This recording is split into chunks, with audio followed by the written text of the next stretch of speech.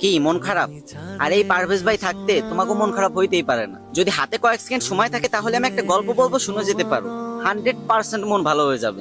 আর যদি না হয় তাহলে আনফলো করে দিও আমার, যাও। তো ঘটনাটা হয়েছে কি, ছেলে শ্বশুর বাড়ি যাবে, তো মাথা তার একটু চিড়া মগা, তাই মা শিখাই দিচ্ছে, বাবা শ্বশুর বাড়ি যায় আগে শ্বশুর আব্বারে বলবি আব্বা কেমন আছেন, কারণ তোর শ্বশুর আব্বা অনেক অসুস্থ। উনি হয়তো তখন নিশ্চয়ই বলবে যে ভালো আছি, তখন তুই বলে উঠবি এটাই তো আমাদের কাম্য। তারপর তুই উনি কি ওষুধ খাই সেটা জানতে চাইবি, উনি নিশ্চয়ই যে ওষুধ খাই কিছু একটা কথা বলবেন, তখন তুই বলবি বাহ খুব ভালো ওষুধ, এই ওষুধ আপনি খেতে থাকেন, সুস্থ হয়ে যাবেন খুব তাড়াতাড়ি। তারপরে বলবি আব্বা কোন ডাক্তার দেখাচ্ছেন, সে নিশ্চয়ই একটা ডাক্তারের নাম বলবে, তখন তুই বলবি দারুণ ডাক্তার, আপনি দেখাতে থাকেন, খুব তাড়াতাড়ি সুস্থ হয়ে যাবেন। আর সবসময় হাসি খুশি থাকবি, কেমন?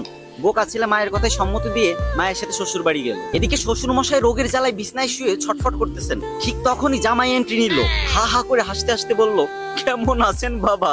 তখন শ্বশুর বলল আর বাঁচার ইচ্ছা নেই, এবার মরলেই বাঁচি। তখন জামাই আরো জোরে হা হা করে হাসতে হাসতে বলল এইটাই তো আমাদের কাম্য, তো আপনি কি ওষুধ খাচ্ছেন বাবা? তখন শ্বশুর মনে খুব কষ্ট পেল আর রেগে গিয়ে বলল ঘোড়ার ডিম। তখন জামাই আরো হো হো করে হাসতে লাগলো আর বলতে লাগলো বাহ বাহ খুব ভালো ওষুধ বাবা, এই ওষুধ আপনি খেতে থাকেন, আপনি খুব তাড়াতাড়ি সুস্থ হয়ে যাবেন। তো আপনি কোন ডাক্তার দেখাচ্ছেন বাবা? শ্বশুর এবার আরো রেগে মেগে বলল আজরাইল।